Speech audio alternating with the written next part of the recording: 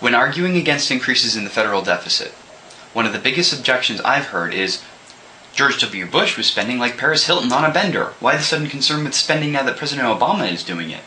I think the best way to answer that question is to look at the federal debt as a kind of road trip. Our debt road trip starts in the heart of New York City.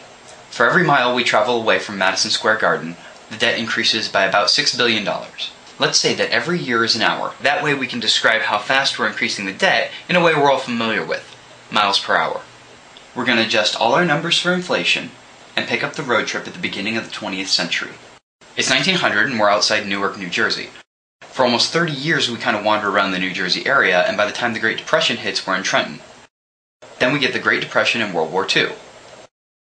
Under Franklin Roosevelt, we drive all the way to Greensboro, North Carolina, doing about 40 miles an hour. But with the war over, under Harry Truman, we slammed on the debt brakes, pulled a U-ey, and drove the debt car back just south of Richmond, Virginia. There we hang out for decades, never going further than Cochrane. Then, under Ronald Reagan with the Democratic Congress, we sped up to 50 and drove almost all the way to Atlanta. Under H.W. Bush and with the Democratic Congress, we were doing 63 and ended up just past Tuscaloosa. Then, under Clinton and with the Republican Congress, we slowed down to about 18, which brought us just outside Jackson, Mississippi.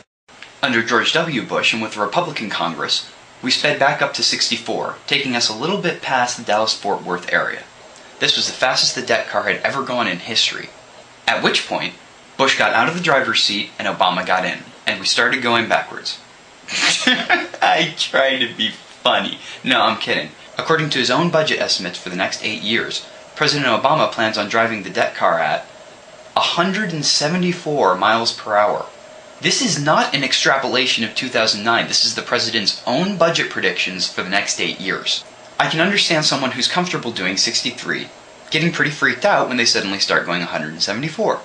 My mother is one of those people, as is my wife. And apparently all of my friends, none of whom were willing to drive 170 miles an hour down a perfectly flat, straight piece of highway while I filmed them for this video.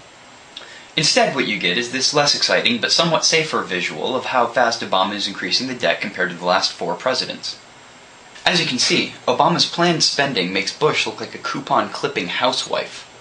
What I don't understand is people who were screaming that we were driving irresponsibly fast at 63, suddenly claiming that 170 is a perfectly reasonable speed.